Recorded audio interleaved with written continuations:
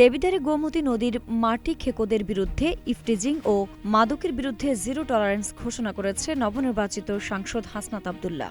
25 ফেব্রুয়ারি বুধবার দেবিদ্বার উপজেলা প্রশাসনের উদ্যোগে আয়োজিত উপজেলা নির্বাহী কর্মকর্তা রাকিবুল ইসলামের সভাপতিত্বে দেবিদ্বার উপজেলা আইন শৃঙ্খলা কমিটির সভায় প্রধান অতিথি হিসেবে বক্তব্য রাখেন কুমিল্লা 4 দেবিদ্বার সংসদীয় আসনে নবনির্বাচিত এমপি হাসনাত আব্দুল্লাহ।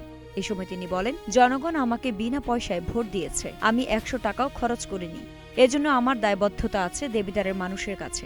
এজন্য আমার সর্বোচ্চটা দিয়ে নাগরিক বান্ধব দেবিদ্বার গড়ে তুলব। 8 জনে এক কোদাল মাটিও যেন না কাটে, সেই বিষয়ে আপনি ব্যবস্থা নেবেন। টোটাল 5টা পয়েন্টে মাটি কাটা হয়। এই 5টা পয়েন্টের একটা পয়েন্টে যেন আজকে থেকে, গতকাল সাহস করে নাই, আজকে থেকে যেন এক কোদাল মাটিও যেন না কাটে এবং না কাটা হয়।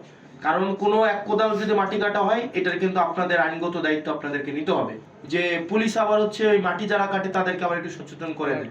এবং আপনি 1 লাখ টাকা 2 লাখ টাকা যে জরিমানা করেন, এটা তারা ইনভেস্টমেন্ট হিসেবে ধরে নেয়।